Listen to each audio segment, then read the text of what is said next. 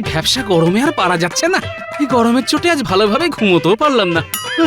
এখন কি যে করি। এইবার একটু শান্তি পেলাম।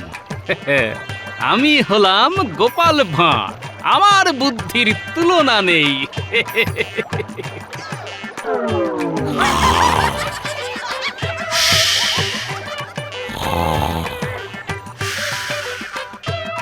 বুঝিয়ে আগে না গিন্নি, ওমা, তাহলে কুঁজো থেকে জল ঢাললে কেন? খাবো বলে নয়, মাথায় ঢালবো বলে।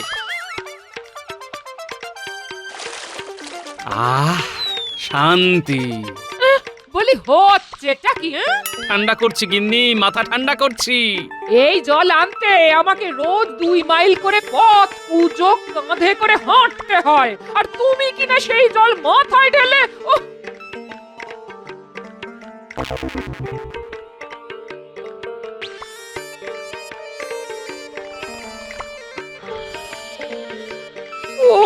আমার হচ্ছে যত জ্বালাতন। দেখো দেখো ঠাকুর, দেখো কেমন মানুষের সঙ্গে আমি সংসার করছি। দেখো নাক ডাকিয়ে ঘুমাচ্ছে। যত সব।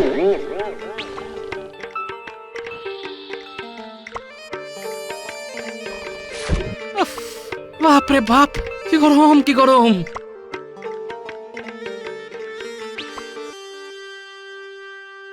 জয় মহারাজ কৃষ্ণচন্দ্রের জয়, জয় মহারাজ কৃষ্ণচন্দ্রের জয়। এ কি, আজও গোপালের দেরি? আমি আমি এসে গেছি মহারাজ, আমি এসে গেছি। কি ব্যাপার গোপাল, আজ রাজসভা শুরু হওয়ার আগেই তুমি রাজসভায় পৌঁছে গেলে? হ্যাঁ, আজ বুঝি কোনো বিশেষ দিন? বিশেষ দিনই বটে। আজ বাইরে যা ভ্যাপসা গরম, এই গরমে বাড়িতে বসে বসে ঘামতে থাকার কোনো মানেই হয় না। তাই রাজসভায় চলে এলাম। এখানে তাও বাতাস করার লোক আছে, ঘাম একটু কম হবে।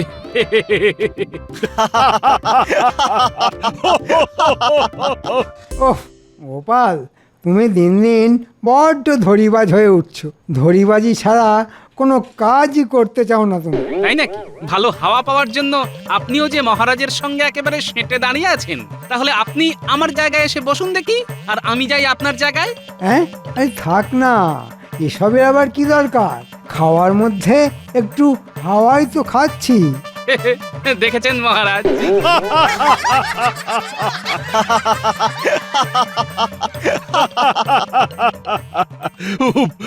বাবা গোপাল, তুমি পারো বটে। যাই হোক যাই হোক, এবার কাজের কথায় আসি। বেশ কয়েকদিন ধরে একটা বিষয় আমি খুবই চিন্তিত। কি হয়েছে মহারাজ? শত্রুরা বুঝি কৃষ্ণনগর আক্রমণ করতে চলেছে? নাকি আপনার শরীর ওই দিন দিন দুর্বল হয়ে পড়ছে মহারাজ?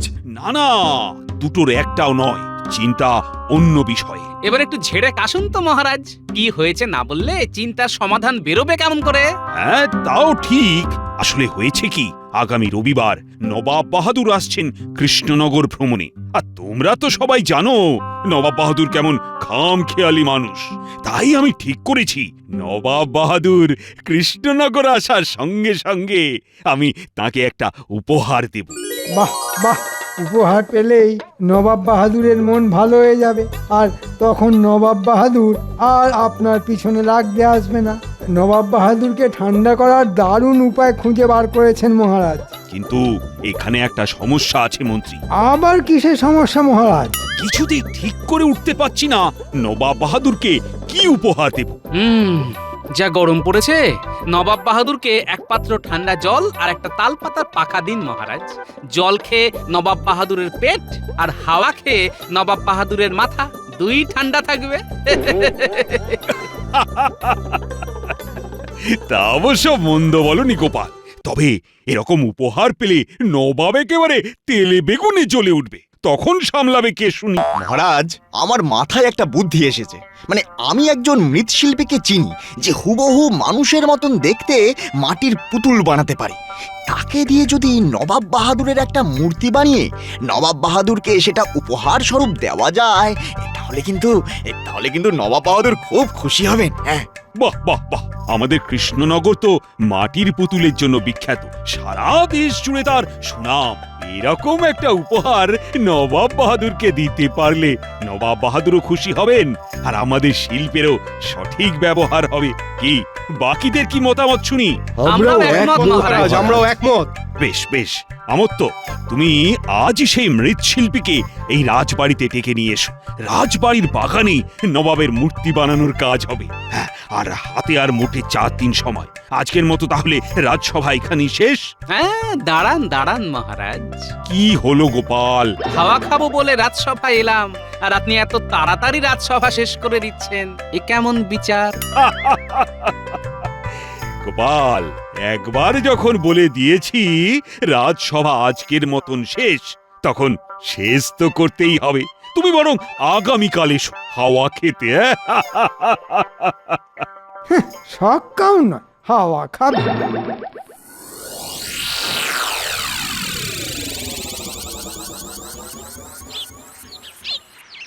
এই যে ভাই, শুনছো? ও ভাই, আগে বলুন অমাত্য মশাই। হ্যাঁ, মহারাজ চান তুমি একবার রাজবাড়িতে যাও, সেখানে থেকে তোমাকে মুর্শিদাবাদের নবাব বাহাদুরের একটি মাটির মূর্তি আমাদের মহারাজকে বানিয়ে দিতে হবে। মহারাজ যখন ডেকেছেন তখন না বলি কেমন করে? চলুন চলুন অমাত্য মশাই।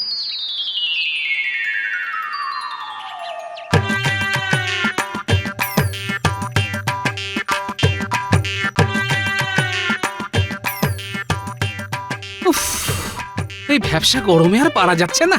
এই গরমের চোটে আজ ভালোভাবে ঘুমোতেও পারলাম না। এখন কি যে করি। এইবার একটু শান্তি পেলাম। আমি হলাম গোপাল ভাঁড়, আমার বুদ্ধির তুলনা নেই।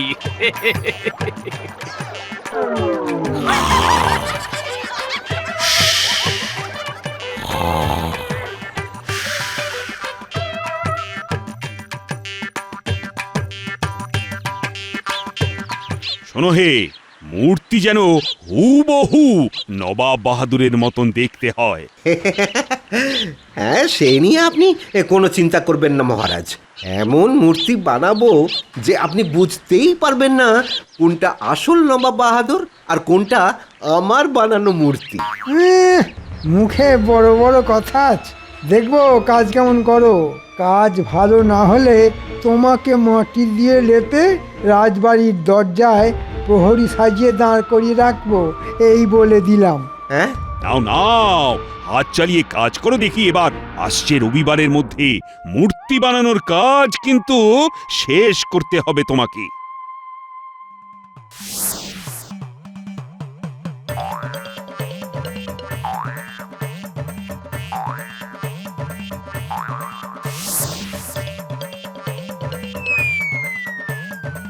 এ কি আশ্চর্য! এটা মূর্তি, সত্যি সত্যি নবাব বাহাদুর দাঁড়িয়ে আছেন। ঠিক বলেছেন মহারাজ, দূর থেকে আমিও মূর্তিটাকে নবাব বাহাদুর ভেবে ভুল করেছিলাম। এই মূর্তিটা উপহার হিসেবে পেলে নবাব বাহাদুর খুব খুশি হবেন। আর তুমি দারুণ কাজ করেছো। তোমার কাজের গুণে তো এই মূর্তি একেবারে জীবন্ত হয়ে উঠেছে। ধন্যবাদ মহারাজ, ধন্যবাদ। তোমার পারিশ্রমিক এবং উপহার।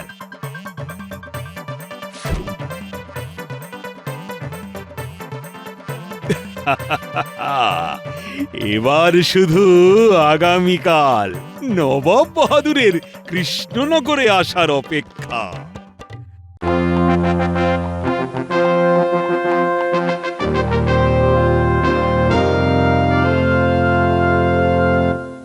কি ব্যাপার মহারাজ, বেলা হতে চললো, নবাব বাহাদুর এখনো এসে পৌঁছলেন না কেন? আমিও তো সেটাই ভাবছি মন্ত্রী। যতক্ষণ না আমি উপহারটা নবাব বাহাদুরকে দেখাতে পারছি, ততক্ষণ যে আমার আর কিছুতেই তর সইছে না। নবাব বাহাদুর যত দেরি করে আসবেন ততই ভালো। এরকম কেন বলছো গোপাল? সোজা হিসেব, যতক্ষণ না নবাব বাহাদুর এসে উপস্থিত হচ্ছেন ততক্ষণ এই রাজসভায় বসে হাওয়া খেতে পারবো। উনি এসে পড়লেই তো সবাইকে রাজবাড়ির বাগানে গিয়ে গরমের মধ্যে ঘামতে হবে। উফ বাবা, গোপালকে নিয়ে যে আর পারা গেল না। একটু হাওয়া খাবে বলে গোপাল আজকাল একেবারে ঠিক সময়ে রাজসভায় চলে আসছে। এই গোপাল, তোমার বাড়িতে পাখা নেই বুঝি? আছে তো, কিন্তু হাওয়া করার লোক নেই। আর আমার আবার নিজের হাত ব্যথা করে হাওয়া খেতে একেবারেই ভালো লাগে না। কি ব্যাপার কৃষ্ণচন্দ্র, রাজসভায় বড্ড হাসাহাসি হচ্ছে দেখছি। এটা রাজসভা না মাছের বাজার জাহাপানা? হ্যাঁ, আসুন আসুন আসুন নবাব বাহাদুর। আর বলবেন না, ওই গোপালের রসিকতা শুনে আমরা একটু হাসাহাসি করছিলাম। আর তাছাড়া হাসি খুশি থাকলে শরীর আর মন দুটোই যে খুব ভালো থাকে। আর আর এইবার আমি আপনার মন ভালো করার জন্য একটা সামান্য চেষ্টা করেছি নবাব বাহাদুর। কি চেষ্টা শুনি কৃষ্ণচন্দ্র? আগে সেটা তো এখানে দেখানো যাবে না, সেটা দেখতে হলে আপনাকে রাজবাড়ির বাগানে যেতে হবে। তাহলে চলুন জাহাপানা, গিয়ে দেখে আসি রাজা কৃষ্ণচন্দ্র আপনার মন ভালো করার জন্য কি ব্যবস্থা করেছে। হ্যাঁ চলো, দেখেই আসি।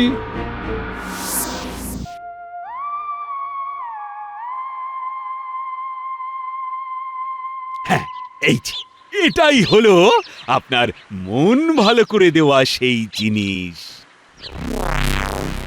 কি এটা? সেটা জানতে হলে যে আপনাকে এর আবরণ উন্মোচন করতে হবে নবাব বাহাদুর। হায় আল্লাহ, এই যে আমার যমজ ভাই, নাক চোখ মুখ সবই যে আমার মতোই। তবে কৃষ্ণনগরের মাটি দিয়ে তৈরি নবাব বাহাদুরের খাস মূর্তি, একেবারে অবিকল, আপনার মতোই দেখতে। এবার বলুন বলুন নবাব বাহাদুর, আমার উপহার আপনার পছন্দ হয়েছে তো? হয়েছে কৃষ্ণচন্দ্র, হয়েছে, আমি খুব খুশি হয়েছি। এটা কেমন হলো? মূর্তি উপহার পেয়ে দেখছি নবাব বাহাদুর কৃষ্ণনগর দখল করার কথা ভুলেই গেল। বাহ, অনেক খুঁজেও আমার সঙ্গে এই মূর্তিটার কোনো অমিল খুঁজে পেলাম না। কৃষ্ণচন্দ্র, তোমার উপহার আমার দারুণ পছন্দ হয়েছে। না হলে উপায় নেই নবাব বাহাদুর, কৃষ্ণনগরের মাটির কাজ বিখ্যাত, আর এই মূর্তিটা হলো তার প্রমাণ। উফ বাবা, এখানে বড্ড গরম। চলুন চলুন নবাব বাহাদুর, আমরা রাজবাড়ির ভেতরে যাই। হ্যাঁ হ্যাঁ, চলো চলো কৃষ্ণচন্দ্র, চলো। হায় হায় হায়, আপনি কি করলেন রাজা কৃষ্ণচন্দ্র? আপনি কি না আমাদের নবাব বাহাদুরের আঙুল ভেঙে দিলেন? এই সত্যি তো, কিভাবে যেন কাপড়টা জড়িয়ে আঙুলটা ভেঙে গেল। আপনি আপনি কোনো চিন্তা করবেন না নবাব বাহাদুর, আমি এক্ষুনি মৃৎশিল্পীকে ডেকে আঙুলটা আবার জুড়ে দেওয়ার ব্যবস্থা করছি। না না না, আঙুল জুড়ে দিলেও যে অপমান আপনি আমাদের জাহাপানাকে করলেন সেটা জোড়া লাগাবেন কেমন করে শুনি? হ্যাঁ, অপমান? কোথায় অপমান? আপনি প্রথমে মূর্তিটা দেখিয়ে বলেছিলেন এটা হুবহু আমাদের নবাব বাহাদুর, আর এখন কায়দা করে তার আঙুলটা ভেঙে দিয়ে আপনি আমাদের বলতে চাইলেন এই রাজ্যের দিকে হাত বাড়ালে আপনি নবাব বাহাদুরের আঙুল ভেঙে দেবেন। সত্যি তো, এটা তো আমি আগে ভেবে দেখিনি। এই কৃষ্ণচন্দ্র, তোমার এত বড় সাহস! না না, মানে মানে আপনারা ভুল করছেন। আমার মাথায় এত কিছু ছিল না। আমি ইচ্ছে করে মূর্তির আঙুলটা ভাঙিনি নবাব বাহাদুর। একটা যখন কারণ পেয়েছি তখন কি আর ছাড়া যায়? না না না না না, রাজা কৃষ্ণচন্দ্রকে ছাড়বেন না নবাব বাহাদুর। রাজা কৃষ্ণচন্দ্র কিনা আপনাকে ডেকে নিয়ে এসে অপমান করলো। না, ছাড়ার কোনো প্রশ্নই ওঠে না। আমি এক্ষুনি কৃষ্ণচন্দ্রের গর্দান নেবো। এটা আপনি একেবারে সঠিক সিদ্ধান্ত নিয়েছেন জাহাপানা। সর্বনাশ! হ্যাঁ, এই সামান্য একটা মূর্তির আঙুল ভেঙে যাওয়ার জন্য গর্দান? ঠিক, একদম ঠিক সিদ্ধান্ত নিয়েছেন নবাব বাহাদুর আপনি। কিন্তু আপনি হলেন বাংলার নবাব, আপনি যার গর্দান নেবেন তাকে একটা শেষ সুযোগ দেবেন না, এটা কি হয়? গোপালের কথায় কান দেবেন না জাহাপানা। পিছন থেকে তো কাপুরুষরা ছুরি মারে, আপনি তো আর কাপুরুষ নন, আপনি হলেন বাংলার নবাব। তাই একটা শেষ সুযোগ যদি... কথাটা মন্দ বলনি গোপাল, বেশ, আমি কৃষ্ণচন্দ্রকে কালকের দিনটা সময় দিলাম। কাল ঠিক এই সময় এই জায়গায় কৃষ্ণচন্দ্রকে রোদের মধ্যে 1 ঘন্টা ঠায় দাঁড়িয়ে থাকতে হবে। যদি কৃষ্ণচন্দ্রের মুখে আমি এক ফোঁটাও ঘাম না দেখি, তাহলে এই যাত্রায় কৃষ্ণচন্দ্র বেঁচে যাবে। আর যদি আমি কৃষ্ণচন্দ্রকে ঘামতে দেখি, তাহলে কালই আমি কৃষ্ণচন্দ্রের গর্দান নেব, এই বলে দিলাম। সাবাস সাবাস জাহাপানা সাবাস। কাল দেখবো রাজা কৃষ্ণচন্দ্র কেমন করে বেঁচে ফেরে।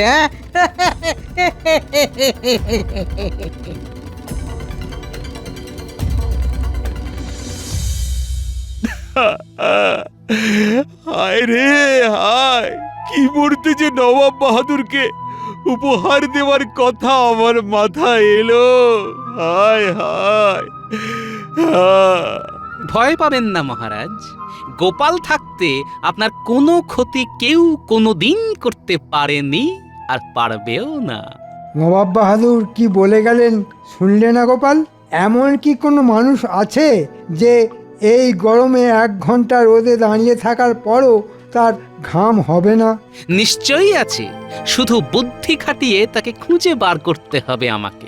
নবাব বাহাদুরের এই খামখেয়ালির জবাব যে আমাকে দিতেই হবে, আর সেটা দিতে হবে নবাবের মতন করেই। এই তো আমার মাথায় একটা বুদ্ধি এসেছে। বলো কি গোপাল, কাল আমাকে বাঁচাতে পারবে তুমি? তা একবার চেষ্টা করে দেখতে পারি মহারাজ। আমার তো তুমি চলো তো আমার সঙ্গে। আর মহারাজ, যদি এই যাত্রায় আমি আপনার প্রাণ রক্ষা করতে পারি, তাহলে তাহলে তুমি যা চাইবে আমি তাই দেব গোপাল। ব্যাস, এটাই তো চাই। চলে এসো আমার তো।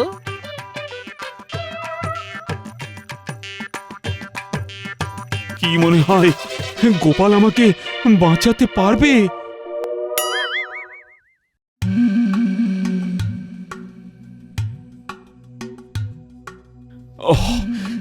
বাবা, গোপালের এখনো দেখা নেই কেন?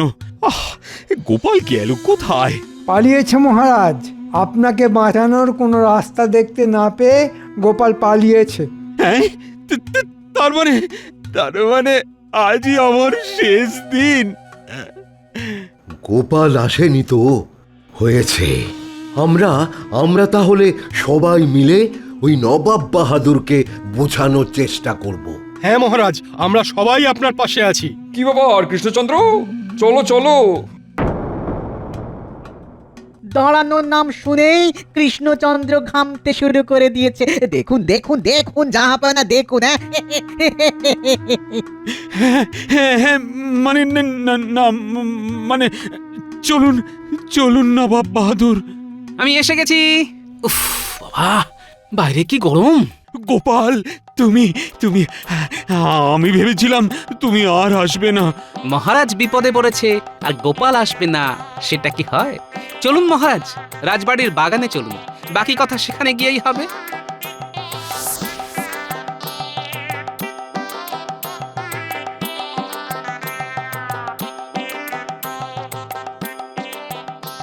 কি, এটা আবার কি? এটাই তো আসল মহারাজ। এই গোপাল, এসব কি? আগে আপনি বলেছিলেন এই রোদের মধ্যে মহারাজকে 1 ঘন্টা এখানে দাঁড়িয়ে থাকতে হবে, আর যদি মহারাজের মুখে ঘামের বিন্দু দেখা না যায়, তাহলে আপনি মহারাজকে ছেড়ে দেবেন। হ্যাঁ বলেছিলাম। তাই তো মহারাজের হয়ে মহারাজের এই মাটির মূর্তিটা এখানে 1 ঘন্টা দাঁড়িয়ে থাকবে। 1 ঘন্টা কেন, রোদের মধ্যে একদিন দাঁড়িয়ে থাকলে ও এই মূর্তি ঘামবে না।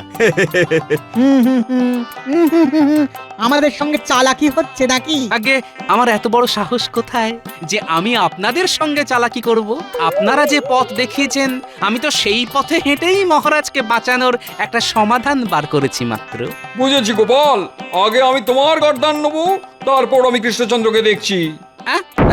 সেরকম তো কথা ছিল না। রাজার বদলে মূর্তি রোদে দাঁড়াবে, সেটাও তো কথা ছিল না গোপাল। কেন, এতে ভুলটা কোথায়? নবাব বাহাদুরের মূর্তির আঙুল ভাঙলে যদি নবাব বাহাদুরকে অপমান করা হয়, তাহলে মহারাজের মূর্তি কেন মহারাজের হয়ে দাঁড়াতে পারবে না জাহাপনা? এই প্রশ্নের কি উত্তর দেবো? সত্যি তো না মানে, হ্যাঁ মানে গোপাল ঠিক বলেছে। হ্যাঁ, গোপাল ঠিকই বলছে। আছে নাকি কোনো উত্তর? নবাব বাহাদুর? জাহাপানা, গোপাল তো দেখছি আমাদের জালে আমাদেরই জড়িয়ে দিয়েছে। সব হয়েছে তোমার জন্য উজির। তুমি গোপালের সঙ্গে কোনোদিনই পেরে উঠবে না এটা জেনেও প্রতিবার গোপালের পেছনে লাগতে যাও। কি মানে রাগ করছেন কেন জাহাপানা? দূর, আমি এখানে আর এক মুহূর্ত থাকবো না। আমি চললাম মুর্শিদাবাদ।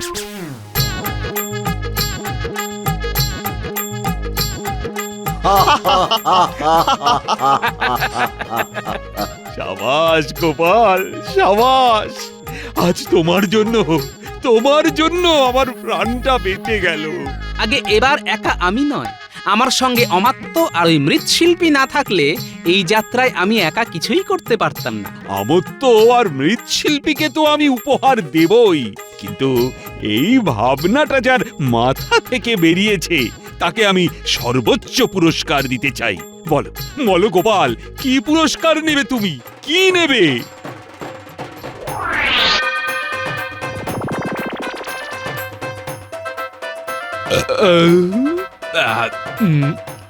এটাই হলো আমার সর্বোচ্চ পুরস্কার।